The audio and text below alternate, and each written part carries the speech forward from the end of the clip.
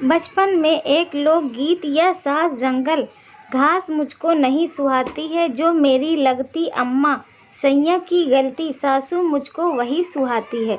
सुनकर सोचा शायद सास के जुल्म से तंग आकर किसी दुखी नारी के दिल से यह आवाज़ निकली होगी। कॉलेज में पढ़ने लगी तो किसी सीनियर को कहते हुए सुना, ससुराल से नहीं सास से डर लगता है।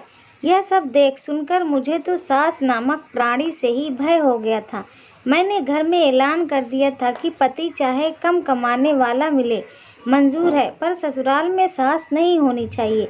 अनुभवी दादी ने मुझे समझाने की कोशिश की कि बेटा, सुखी जिंदगी के लिए सास का होना बहुत ज़रूरी होता है, पर मम्मी ने धीरे से बुदबुदाया कि चल मेरी ना सही, तेरी मुराद तो पूरी हो जाए।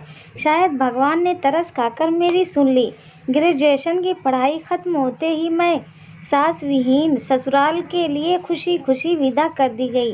विदाई के वक्त सारी सहेलियां मुझे बधाई दे रही थी, ये कहते हुए कि हाय कितनी लकी है तू, जो ससुराल में कोई झमेला ही नहीं, राज करेगी राज। लेकिन वास्तविक ज़िंदगी में ऐसी बात नहीं होती है। सास यानी पति की प्यारी और तेज तर्रार माँ का होना एक शादीशुदा स्त्री की ज़िंदगी में बहुत मायने रखता है। इसका एहसास सबसे पहले मुझे तब हुआ जब मैंने ससुराल में पहला कदम रखा। ना कोई ताना, ना कोई गाना, ना कोई सवाल और ना ही कोई बवाल, बस एंट्री हो गई मेरी बिना किसी झटके के।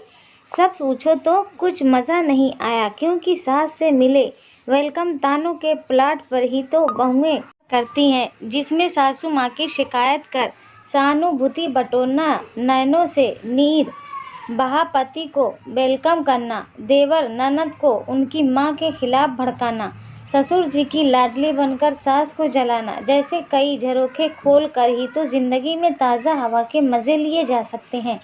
क्या कहूँ और किससे कहूँ अपना दुखड़ा। अगले दिन से ही पूरा घर संभालने की जिम्मेदारी अपने आप मेरे गले पड़ गई। ससुर जी ने चुपचाप चाबियों का गुच्छा थमा दिया मुझे। सखियों, वही चाबियों का गुच्छा जिसे पाने के लिए टीवी सीरियल्स में बहुओं को न जाने कितने पापड़ बेलने पड़ते हैं। कहते हैं ना कि मुफ्त में मिली चीज़ की कोई कदर नहीं होती। बिल्कुल ठीक बात है। मेरे लिए भी उस गुच्छे की कमर में लटका कर इतराने का कोई क्रेज नहीं रहा। आखिर कोई देखकर कूदने वाला भी तो होना चाहिए। निराशा से भर उठता है कभी कभी तो गुस्से और झल्लाहट में। कभी बेस्वाद खाना बना दिया या किसी को कुछ उल्टा पुल्टा बोल दिया तो भी कोई प्रतिक्रिया या मीन मेख निकालने वाला नहीं है। इस घर में कोई लड़ाई झगड़ा या मनमुटाव नहीं।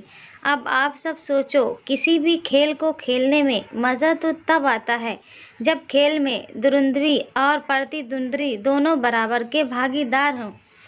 एक तरफा प्रयास किस काम का। अब तो लगने लगा है लाइफ में कोई चुनौती नहीं रही, बस बोरियत ही बोरियत। किसी महान नारी को ये कहते सुना था कि टीवी में सास बहू धारावाहिक देखने का अलग ही आकर्षण है। सास बहू के नित्य ने एवं दांव पेच देखना सीखना और एक दूसरे पर व्यवहार में लाना सचमुच ज़िंदगी में रोमांच भर देता है। उनकी बातों से प्रभावित होकर मैंने भी सास बहू वाला धारावाहिक देखना शुरू कर दिया।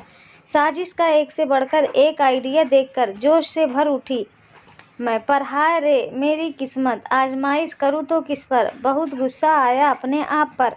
अपनी दादी की बात याद आने लगी मुझे। उन्होंने मुझे समझाने की कोशिश की थी कि बेटा, सास एक ऐसा जीव है जो बहू के जीवन रूपी स्वाद में चाट मसाले का भूमिका अदा करता है, जिससे पंगे लेकर ही ज़िंदगी जायकेदार बनाई जा सकती है। काश उस समय दादी की बात मान ली होती तो मजबूरन दिल को यह ना गाना पड़ता। ना कोई उमंग है ना कोई तरंग है, मेरी ज़िंदगी है क्या सासू बिना बेरंग है। मायके जाने का भी दिल नहीं करता अब तो। क्या करूं, वहां बैठकर बहनें मम्मी से जहां अपनी अपनी सास का बखान करती रहती हैं, मुझे मजबूरन मूक चोतरा बनकर सबकी बातें सुननी पड़ती है। बड़ी दीदी बता रही थी कि कैसे उनकी सास ने एक दिन चाय में कम चीनी डालने पर टोका तो दूसरे दिन से किस तरह उनकी चाय में डबल चीनी मिली। मिलाकर उन्होंने उनका शुगर लेवल बढ़ा दिया। लो अब पीते रहो बिना चीनी की चाय जिंदगी भर। मूवी देखने की शौकीन दूसरी बहन ने कहा कि मैंने तो अपनी सास को सिनेमा घर में मूवी देखने का चस्का लगा दिया है। ससुर जी तो जाते नहीं हैं, तो एहसान जताते हुए मुझे ही उनके साथ जाना पड़ता है मूवी देखने। फिर बदले में उस दिन रात को खाना सासू अम्मा ही बनाती हैं सबके लिए, तथा ससुर जी बच्चों का होमवर्क करवाते हैं। यह सब सुनकर मन में एक ठीस सी उठती कि काश ऐसा सुनहरा मौका मुझे भी मिला होता। अब कल की ही बात है, मैं किट्टी पार्टी में गई थी। सारी सहेलियां गपशप में व्यस्त थीं। बात फिल्म फैशन स्टाइल से शुरू होकर अंततः पति, बच्चों और सास पर आ टिकी। 4 वर्षीय बेटे की मां मीनल ने कहा, भैया मैंने तो मम्मी जी से एक्सचेंज कर लिया है बेटों को। अब उनके बेटों को मैं संभालती हूँ और मेरे बेटे को मम्मी जी। सुनकर कूड़ गई मैं। सुमिता ने मेरी तरफ तिरछी नज़र से देखते हुए मुझे सुनाते हुए कहा, सुबह पति और ससुर जी के सामने मैं अपनी सास को अदरक और दूध वाली अच्छी चाय बनाकर दे देती हूँ।